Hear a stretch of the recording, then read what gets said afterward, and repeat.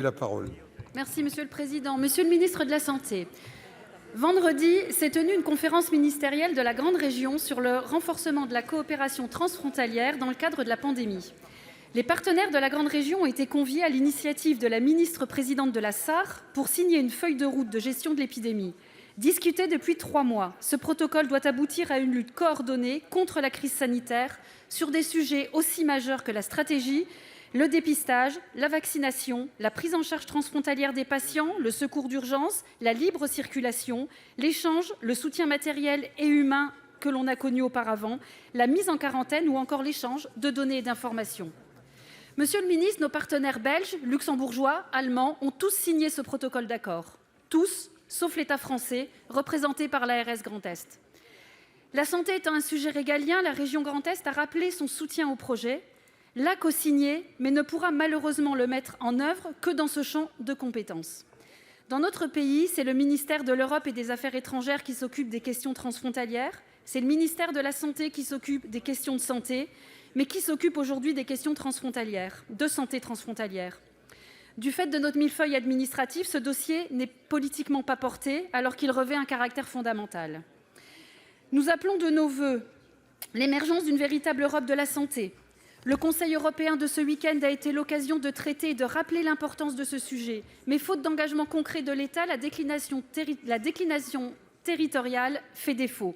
Comment expliquer, Monsieur le ministre, que l'État n'ait pas signé un protocole de cette importance, alors que le président prône une Europe du quotidien et que ce sujet devrait être une priorité absolue? Pour vous répondre, la parole est au ministre des Solidarités et de la Santé, Monsieur Olivier Véran.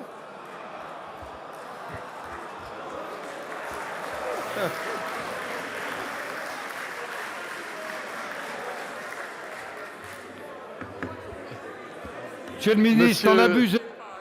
Répondez. Monsieur le Président, mesdames et messieurs les sénateurs, Maurice Chapelan a écrit un jour que l'absence est un arsenic, un peu fortifie l'amour, beaucoup le tue. Je me sens parfaitement fortifié avec vous aujourd'hui et je vois que c'est réciproque, je m'en réjouis. Madame la sénatrice Guillotin, je voulais vous remercier pour votre question qui est l'occasion de rappeler que la France et le ministère de la Santé sont pleinement engagés dans l'Europe de la santé. Vous avez raison, la pandémie Covid-19 a mis en évidence les limites de l'organisation de la gestion des crises de l'Union européenne, notamment le manque de coordination des États membres. Plusieurs initiatives ayant pour objectif d'améliorer notre préparation commune face aux pandémies ont néanmoins déjà été initiées. La Commission a présenté un programme qui s'appelle EU for Health, renforcé, où la résilience des systèmes de santé sera abordée. Elle a également annoncé une proposition législative visant à étendre le mandat du Centre européen de prévention et de contrôle des maladies, le CDC, ainsi qu'une révision de la décision relative aux menaces transfrontalières graves pour la santé. Je m'en entretenais hier avec mon homologue allemand et les Portugais qui suivront pour la présidence. La présidente de la Commission a également annoncé un nouvel ensemble de mesures ayant pour objectif de renforcer la capacité de l'UE à prévenir et gérer les menaces sanitaires, ainsi que la création d'une agence de recherche et de développement biomédicaux avancés type BARDA. La France identifie plusieurs points susceptibles d'être améliorés. Premièrement, le développement de la coopération sanitaire transfrontalière, qui devrait être une priorité pour la France pour les mois à venir. Je pense à la mise en œuvre d'une planification interrégionale de la préparation aux pandémies, qui reposerait sur la coordination de mesures sanitaires, sur l'identification et l'utilisation conjointe des infrastructures critiques situées de part et d'autre des frontières, et la tenue d'un registre des capacités conjointes de réanimation, ou encore la mise en place d'un système régional commun de transfert des patients, et enfin le développement d'applications et de campagnes de communication multilingues dans les zones transfrontalières. Vous dire pour conclure que la France est pleinement engagée, Madame la sénatrice, dans le renforcement de l'Europe de la santé. J'y crois profondément comme ministre en charge de la santé et des solidarités. Nous voulons une union de la santé qui soit robuste, efficace, solidaire et qui constituera une priorité de la présidence de l'Union européenne que la France assurera à compter du 1er janvier 2022.